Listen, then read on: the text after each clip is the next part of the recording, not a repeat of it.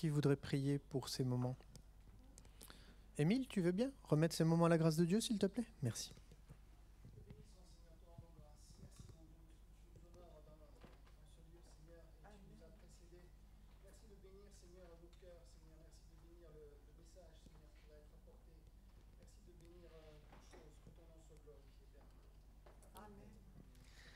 Amen.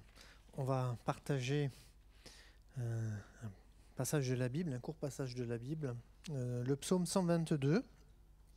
On est dans une réunion de prière et il me semble qu'au regard de l'actualité, il serait bien de prier pour Israël. Et il est vrai que dans la Bible, il y a une injonction pour prier d'une manière particulière, prier pour la paix de Jérusalem. Vous connaissez ce verset dans la Bible, hein, c'est dans le psaume 122. On va le lire ensemble.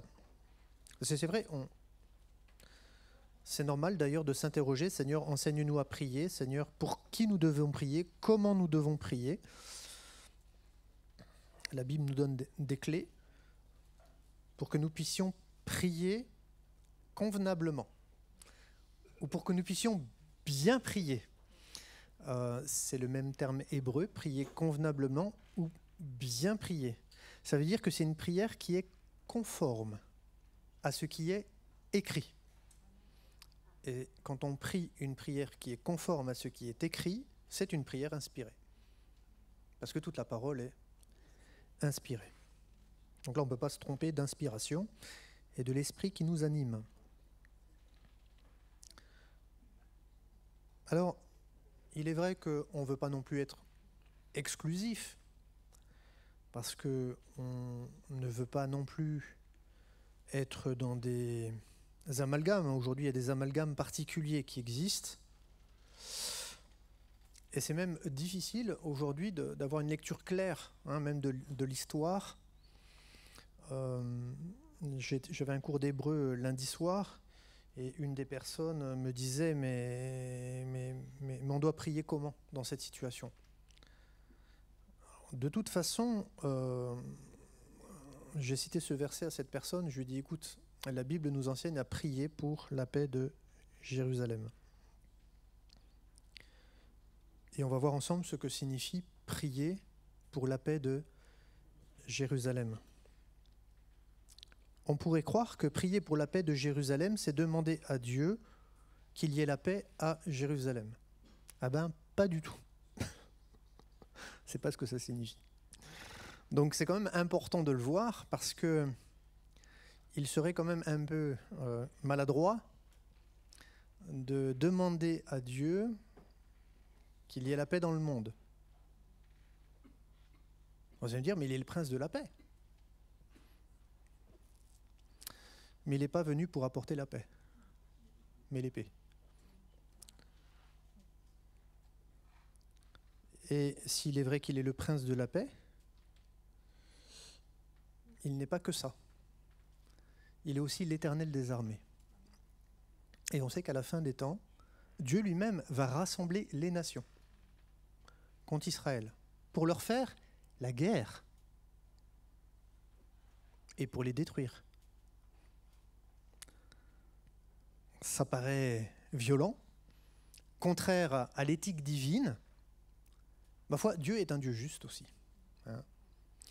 Et malheureusement, souvent, nous avons une vision céleste de Christ comme étant un bisounours. Hein. On est dans l'hypergrâce. Mais non, Dieu est un Dieu juste. Hein. Il rendra à chacun selon ses œuvres. Et il va entrer en jugement. C'est ça le temps de la colère de Dieu. Il entre en jugement. Et quand il entre en jugement, eh bien malheureusement pour les hommes qui ne se plient pas à sa volonté, qui sont rebelles à sa volonté, qui même sont instrumentalisés volontairement, involontairement, conscients, non consciemment, mais instrumentalisés par le diable pour s'opposer à la volonté de Dieu, il est évident que Dieu va manifester sa colère. Et Dieu connaît le cœur de tous les hommes. Dieu n'est pas juste. Dieu n'est pas injuste dans ce qu'il fait. Il est juste dans tout ce qu'il fait, même si ce qu'il fait nous paraît, ou ce qu'il permet, nous paraît incompréhensible. Dieu est Dieu. Et sa logique, c'est pas la nôtre, ses pensées sont au-dessus de nos pensées, ses voix au-dessus de nos voix. C'est un cantique des degrés.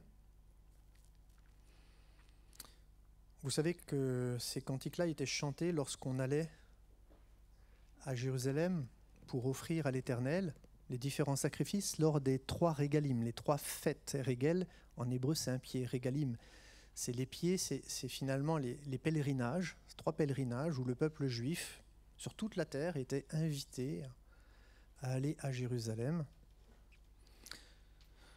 pour offrir au Seigneur, pour offrir à l'Éternel les sacrifices. Pour le pardon des péchés, mais il n'y avait pas que ça, il y avait des sacrifices de communion. Et on voit que, même après l'œuvre de la croix, les apôtres continuaient à aller dans le temple pour présenter leurs sacrifices, leurs offrandes.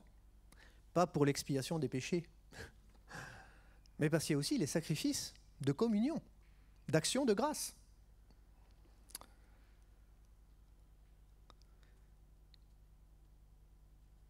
Mais finalement, quand on réfléchit, puisque c'est aux fêtes solennelles que le peuple juif était invité à monter à Jérusalem, prophétiquement, au-delà des fêtes de l'Éternel dans la dimension du calendrier terrestre, des hommes, bien sûr, il y a une dimension prophétique. Parce que monter à Jérusalem, c'est une hola en hébreu. Ça signifie que c'est un enlèvement. Et quand on lit le livre du prophète Ésaïe au chapitre 26, où il est écrit « Va mon peuple », et on sait que dans le contexte, parce qu'il faut toujours interpréter dans le contexte du texte, donc dans le contexte de la prophétie d'Ésaïe chapitre 26, il est question de la restauration d'Israël, de la restauration de la nation d'Israël, donc aujourd'hui c'est une réalité. Dieu va dire à son peuple « Va mon peuple, entre dans ta chambre ». C'est la chambre nuptiale. Comme on l'a déjà vu ensemble, prendre avec lui l'enlèvement, être pris pour être avec lui, c'est ça les noces. C'est pour être un avec lui, pour ne plus jamais être séparé de lui. Comme on est encore d'une certaine manière séparé par notre corps, mais il vit en nous par son esprit. Est-ce qu'on le voit face à face aujourd'hui? Non. Mais on sait qu'il est là. Amen. On sait qu'il vit en nous par son esprit, parce qu'il est écrit. Mais quand on le verra face à face, ça va être une autre dimension. Je pense que vous en avez conscience. Aujourd'hui, on connaît partiellement. Mais quand il viendra, alors on le connaîtra tel qu'il est. Hein, aujourd'hui, on voit comme au moyen obscur.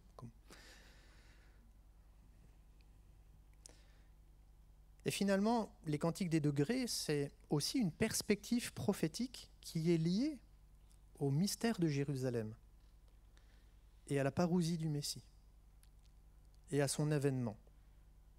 Et donc, il y a une montée. Dans l'histoire, il y a une montée, il y a une progression vers un événement unique dans l'histoire qui va avoir lieu.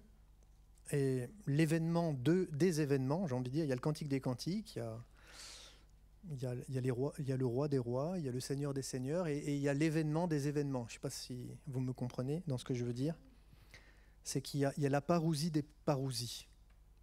C'est-à-dire, il y a l'ultime manifestation de Jésus-Christ, la révélation de Jésus-Christ, comme dans le livre de l'Apocalypse. Et il y a une invitation pour le peuple juif à monter dans la chambre des noces, qui est révélée dans Ésaïe 26. « Va mon peuple, entre dans ta chambre, dans la chambre nuptiale, et ferme la porte derrière toi, comme au temps de Noé, jusqu'à ce que la colère soit passée, et que Dieu ait frappé les habitants de la terre. » C'est ce qui s'est passé au temps de Noé, et Jésus a dit qu'il se passera de la même chose qu'au temps de Noé. Et dans ce texte, nous sommes invités à élever nos pensées au-delà des réalités humaines pour comprendre la dimension spirituelle. Et il est écrit, Cantique des degrés, au verset 1. Ok, je vais lire une autre version, comme ça vous permet d'avoir une double lecture. D'accord ? J'étais dans la joie, vous c'est écrit, je suis dans la joie. En hébreu, un verbe, il n'y a pas de temps. On peut le conjuguer au passé, au présent ou au futur. D'accord ? C'est un verbe en hébreu à l'inaccompli. Ça veut dire que c'est quelque chose qui s'accomplit. C'est en cours. Donc ce qui était vrai hier, c'est vrai aujourd'hui tout simplement, et ça sera vrai demain. Vous avez même le droit de dire « je serai dans la joie ». Ça serait aussi une juste traduction. Donc, j'étais dans la joie lorsqu'ils m'ont dit « la maison de l'Éternel, la maison d'Adonai, allons-y ». Ça veut dire qu'on est en route. C'est le cantique des degrés. On monte vers quelque part. On est en route vers le sommet de l'histoire. Amen.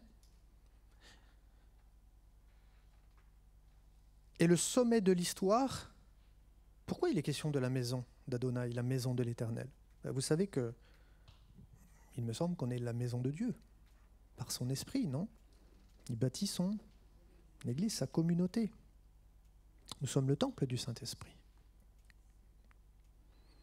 Mais cette réalité qui est spirituelle, elle va devenir une réalité qui va se révéler aussi, pleinement se révéler lors de l'apparition du Messie. Parce qu'aujourd'hui, est-ce que le monde entier sait que nous sommes le temple de Dieu ? Non. Mais lorsque le Messie reviendra en gloire sur les nuées, avec son Église, tous ses rachetés, est-ce que le monde va nous reconnaître comme étant son temple ? Évidemment. Nos pieds étaient déjà à tes portes, Jérusalem. Jérusalem, en hébreu, c'est Yerushalayim. Certains ont traduit ce mot hébreu par la ville des paix, la ville de la paix. Ce n'est pas du tout ce que ça veut dire en hébreu. Yerushalayim, ça vient du verbe voir, yara en hébreu. C'est-à-dire ils ont vu, Yeru, ils ont vu. Et voir, c'est connaître, c'est reconnaître, c'est discerner, c'est comprendre. Donc c'est-à-dire ils ont compris, le monde a compris. Shalaim, en hébreu c'est shalom, c'est le mot shalom, mais dans un duel, ça veut dire il y a deux shalom. Dans cette ville, il sera connu, reconnu, il sera révélé, il sera manifesté. Deux shalom. Pourquoi ? Parce qu'il y a deux parousies. Il y a la première venue de Jésus dans le monde, et il y aura sa deuxième venue. Première venue comme sauveur, et sa deuxième venue sera comme roi, seigneur. Et pourquoi c'est lié au mot shalom ? Parce que ces deux venues, c'est une source de salut. Amen ? C'est une source de salut. Pour nous, nous l'avons vécu à travers Pâques. Christ est notre Pâques. On sait que pour le peuple juif, encore, le voile est devant leurs yeux. Même si, et je le redis, il faut qu'on en ait conscience.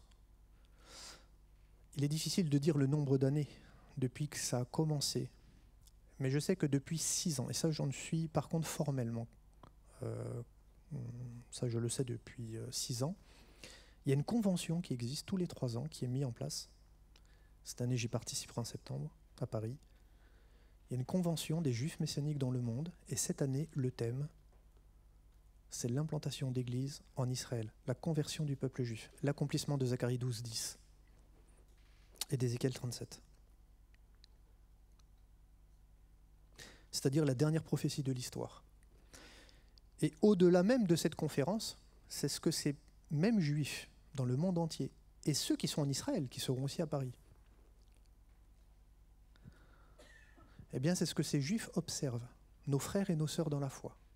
Ils observent qu'en Israël, il n'y a jamais eu autant de Juifs dans l'histoire, en dehors de la période de Jésus-Christ, c'est-à-dire de la première pluie de la saison, maintenant que nous sommes à l'arrière-pluie, les pluies de l'arrière-saison, eh bien c'est comme la Pentecôte. à nouveau le peuple juif se tourne vers son Messie et le reconnaît comme sauveur et comme roi. Et l'Église, dans tout ça, des nations. C'est marrant parce que vous avez remarqué, dans les églises catholiques, vous avez vu que vous avez les 12 apôtres quand vous entrez dans une cathédrale. Vous avez les 12 apôtres, et puis à côté des 12 apôtres, vous avez un juif qui a les yeux bandés et qui a la canne qui est brisée avec les tables de pierre. Ça, c'est la théologie de la substitution. Et comme les Juifs, selon l'Église catholique et la théologie de la substitution, n'ont pas reconnu leur Messie, ils sont tombés dans un aveuglement. Alors, c'est vrai qu'il y a eu un certain aveuglement. Pour notre salut. Ok ? C'est vrai. Mais on oublie que les premiers chrétiens n'étaient que des Juifs. Et que c'est grâce à ces chrétiens que nous sommes là aujourd'hui. Et qu'un jour, tout Israël sera sauvé. Parce qu'il y aura une rédemption nationale d'Israël. C'est pour ça qu'il y a deux saluts, Yerushalayim. C'est un duel, il y a deux shalom. Il y a eu un premier shalom lorsque Jésus est venu comme l'anneau de Dieu qui ôte le péché du monde. Et qu'est-ce qui a initié, qu'est-ce qui s'est passé à travers l'œuvre de la croix ? Il y a eu les pluies de la première saison, la Pentecôte. Mais lorsque le Messie va revenir en gloire sur les nuées, là aussi, ce sera la fête de l'Éternel, Sukkot. Ce sera les pluies de l'arrière-saison. Et ce sera pour Israël, non pas Pessah, la fête de Pâques, mais ce sera la fête de Yom Kippour, le jour du grand pardon. Et Dieu pardonnera Israël de ses péchés parce qu'ils tourneront leur regard vers lui, selon qu'il est écrit dans le livre de Zacharie, chapitre 12, verset 10. Oui, Yerushalayim bâti comme une ville qui nourrit l'amitié et l'unité. Actuellement, c'est plutôt les divisions et les guerres. Ma foi, il y a quand même une réalité qui est vraie. C'est que Jésus a dit que le temps des nations, Luc 21, durerait jusqu'à ce que Jérusalem ne soit plus foulée aux pieds par les nations. C'est-à-dire que tant que Jérusalem est entre les mains des nations, sous la domination des nations, au pouvoir des nations, sous l'autorité d'un État étranger qu'Israël, alors on est dans le temps des nations. Mais lorsque le jour où Israël reprend de droit Jérusalem, réinvestit Jérusalem, et que Jérusalem devient à nouveau la capitale du peuple juif, alors s'arrête le temps des nations. Là, ça s'est arrêté depuis 1967. Mais l'Église ne l'a toujours pas compris. Et Dieu a repris dialogue avec son peuple, spirituellement. Et par son esprit, aujourd'hui, Jésus souffle sur son peuple, alors que le pentecôtisme dans le monde est en train de s'effondrer, de perdre sa vitalité.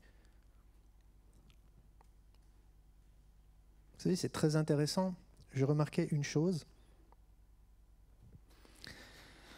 C'est quand on apprend l'hébreu biblique, on découvre une chose, c'est que dans la Bible, le texte original, il n'y a que des consonnes, il n'y a pas de voyelles. Les voyelles n'existent pas. Elles ne sont pas écrites. C'est quand on va parler l'écrit, quand on va proclamer l'écrit, qu'en proclamant l'écrit par le souffle, on va entendre à ce moment-là les voyelles qui accompagnent la lettre. Ça veut dire que c'est par le souffle que le sens de la lettre va se révéler.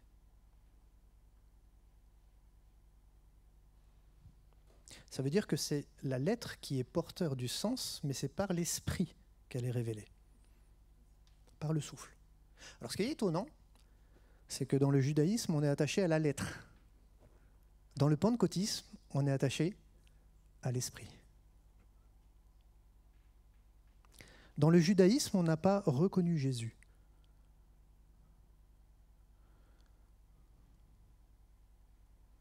Mais dans le pentecôtisme, on est en train de faire la folie de se détacher de la lettre. Parce que nous, on est plus inspirés que les auteurs de la Bible. On parle même aujourd'hui de théologie pentecôtiste. c'est dramatique. Ça va nous emmener dans des dérives terribles. On les voit déjà dans certaines églises. Ou même, on invite des prophètes qui ont le don de faire maigrir miraculeusement. C'est chez nous aujourd'hui. Il y a toutes sortes d'aberrations. Certains vont peut-être être en colère de ce que je dis ça et que ça sera sur Internet. Mais pardonnez-moi, on est dans de la folie. Bref. Quand on sort du cadre de la lettre, on n'est plus dans l'esprit. Nous, on veut prier ce soir, on veut prier pour le shalom de Yerushalayim. C'est-à-dire, on veut prier non pas pour la paix, mais le premier sens de shalom, c'est être entier, être complet. Ça veut dire que le projet du salut, parce que shalom, ça signifie aussi le salut, c'est que le projet du salut soit totalement accompli pour Jérusalem. C'est-à-dire pour les Juifs. C'est ce qui va se passer à la fin des temps. Et on veut prier pour ça. On veut prier pour ça parce que c'est un temps difficile, mais depuis le 7 octobre 2023, il n'y a jamais eu autant de Juifs qui se convertissent à Jésus-Christ. C'est beau, hein? Alors aujourd'hui, il y a la guerre contre les Iraniens. Eh bien, ce n'est pas vrai. Ils ne sont pas en guerre contre les Iraniens. Ils sont en guerre contre les mollahs. C'est tout. Israël n'a jamais été en guerre contre les Arabes palestiniens. Ils sont en guerre contre le Hamas, contre les terroristes, contre les fondamentalistes. Ils ne sont pas en guerre contre les Libanais. Ils sont en guerre contre le Hezbollah. Ils ne sont pas en guerre contre le Yémen. Ils sont en guerre contre les Houthis au Yémen. Et souvent, les peuples sont prisonniers de ces entités qui leur imposent, comme en Iran, par exemple. C'est terrible.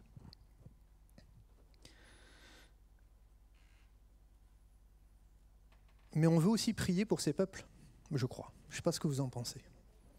On n'a pas le droit d'avoir une prière exclusive. On doit prier pour que s'accomplisse la prophétie pour Israël, parce que c'est la volonté de Dieu que tout Israël soit sauvé. Et il va le mettre en œuvre parce que c'est écrit, parce que Dieu le dit. Mais on veut prier aussi pour qu'un maximum soit sauvé. Et que parmi ces peuples, en Iran, au Liban, dans cette bande de Gaza, comme en Judée-Samarie, comme au Yémen, et comme dans tous les pays du Moyen-Orient, où on est près d'un embrasement terrible. On ne sait pas si ça aura lieu, mais en tout cas, ça prend la direction, petit à petit. Eh bien, on veut prier pour que ces peuples aussi reconnaissent que Jésus est vraiment le Fils de Dieu. Parce que l'islam, c'est la religion de l'Antichrist.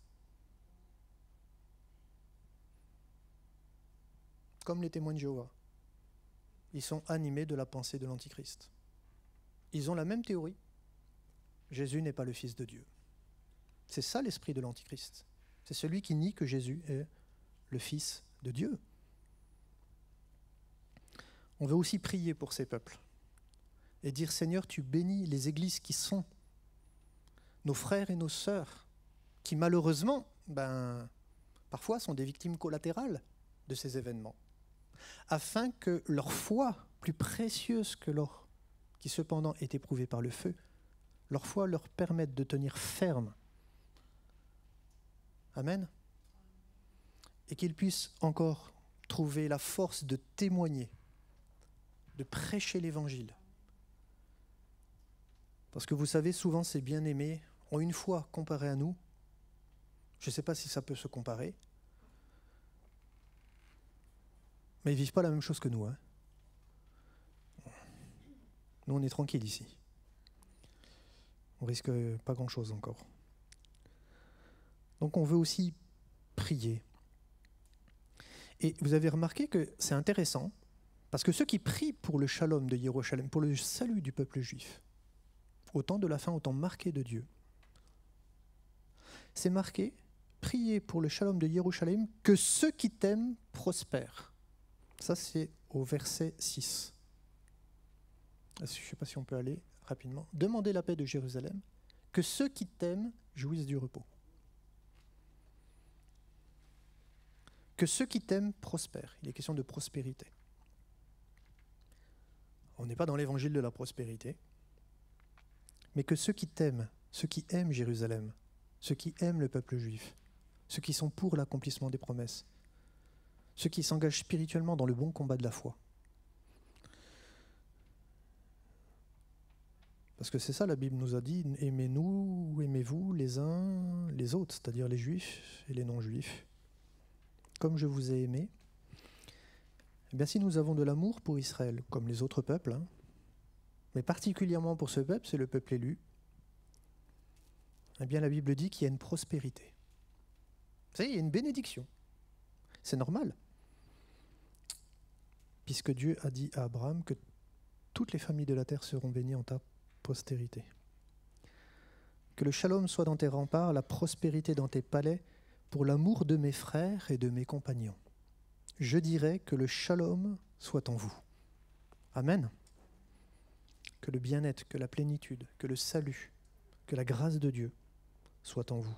Et finalement la paix. Dans cette confusion, dans ce monde qui est dans une confusion absolue, eh bien qu'il y ait cette plénitude de la grâce de Dieu en vous. Pour l'amour de la maison d'Adonai, c'est-à-dire la maison de l'Éternel, notre Dieu, je chercherai ton bien-être. Amen. Eh bien que ce soit l'objet de notre prière, on veut s'intéresser à cette question-là et que Dieu nous aide. On n'a pas à haïr qui que ce soit, à nous opposer à qui que ce soit. Mais on doit être conscient des enjeux spirituels et que Dieu accomplisse sa promesse et que ces peuples soient libérés de ces jougs, parce que ça reste quand même des jougs. Et que dans ces situations-là, le moins de juifs soient innocents, meurent. Parce qu'il y en a en Israël qui perdent la vie sous les bombes. Israël vise des installations militaires. Et les mollahs visent les civils. Il y a une différence quand même. Oui, évidemment. Alors prions Dieu et que sa grâce soit sur chacun d'eux. Amen. Amen.